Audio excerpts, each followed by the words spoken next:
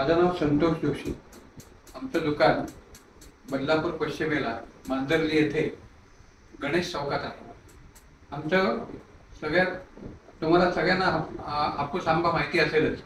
फळांचा राजा आंबा आणि आंब्यांचा राजा हापूस आंबा आणि हापूस आंबा देवगड हे सगळ्यांना माहिती आहे. आणि आता येत्या 2-3 महिन्यामध्ये आंब्याचा सीझन चालू होणार आहे हे पण सगळ्यांना माहिती आहे. आणि आंबा कोणाला आवडत नाही, सगळ्यांना आवडतो. आणि हापूस आंबा म्हटलं की लगेच ते हापूस आंबा डोळ्याचा म्हटलं असं वाटतं की कधी आपल्याला मिळतोय. परंतु आमच्याकडे देवगडमध्येच असलेल्या हापूस आंब्याचा रस किंवा आपण त्याला पल्प म्हणतो, तो पल्प आमच्याकडे आहे. आणि तो पल्प आम्ही तुमच्याकडे पर्यंत घेऊन येणार आहोत. या पल्पची माहिती तुम्हाला मी देतो थोडक्यात. हा जो पल्प आहे हा देवगडचा हापूस आंब्यापासूनच बनलेला पल्प आहे. याचं शेल्फ लाईफ हे 2 वर्ष असतं. पण जर तुम्ही टीन फोडलात किंवा वापरायला जर काढलात तर ते साधारणपणे 15 दिवस ते महिना टिकतो. पण त्याची काळजी घ्यायला लागते, फ्रीजमध्ये ठेवायला लागतो, तर हा टिकतो. अतिशय उत्तम प्रकारचा हा आमरस आहे की आपल्याला खाताना असून की आपण आमरसच खातोय. याच्यामध्ये साखर नाही, साखरेचा वापर करण्यात आलेला नाही.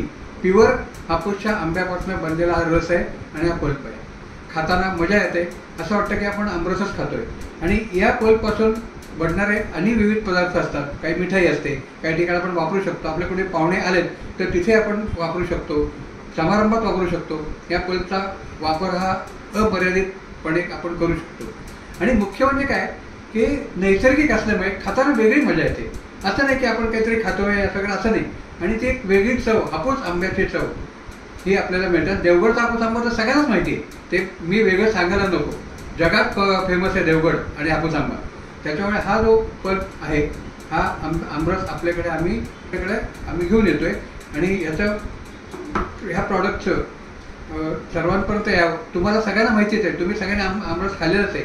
तो आपल्याला 12 महिने आपल्याला हा इथं आमच्याकडे अवेलेबल असणार आहे. तुम्ही कधी सांगाल आम्ही तुमच्याकडे घेऊन येऊ. असा आंब्याचा हा पल्प आहे, आमरस आहे. आता आपण याच आमरसापासून बनवलं, मी आता जस्ट 2 मिनिटापूर्वी बोललो होतो की याचे वेगवेगळे पदार्थ बनवता येतात, मिठाई बनवता येते, आणखीन काही आपल्या वरचा वापर असतो. याचा पहिला वापर तुम्हाला आत्ताच सांगतो. तो पहिला वापर असा आहे की या हापूस आमरसापासून किंवा हापूस या पल्पपासून आम्ही आंबा काजू बर्फी बनवलेली आहे. आता नुसता आंबा खाताना मजा येतेच, पण त्यामध्ये जर काय काजू टाकला तर काय वा, खूपच छान, हो की नाही. तर हे हापूस आंबा काजू बर्फी आम्ही आपल्यासमोर घेऊन येतो आहोत.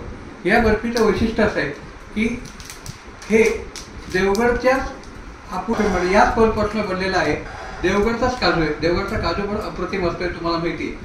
तर त्या दोघांचं मिश्रण करून हे एक अप्रतिम असा एक प्रॉडक्ट तुमच्यासमोर आम्ही सादर करतोय.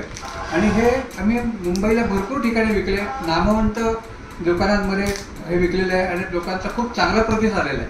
आता आम्ही असा विचार केला की फक्त मुंबईतच का, तर हे जे दोन्ही प्रॉडक्ट आहेत हे दोन्ही प्रॉडक्ट आपल्याला संपूर्ण महाराष्ट्रात पोहोचवायचे, त्यासाठी आम्ही हा व्हिडिओ बनवलेला आहे. तरी सुद्धा तुमच्यापर्यंत पोहोचण्यासाठी, तुम्हाला माहिती होण्यासाठी आणि तुमच्यासाठी एक खास वेगळा स्वाद आणण्यासाठी आम्ही हे आंबा काजू बर्फी आपल्याकडून पोहोचवतो.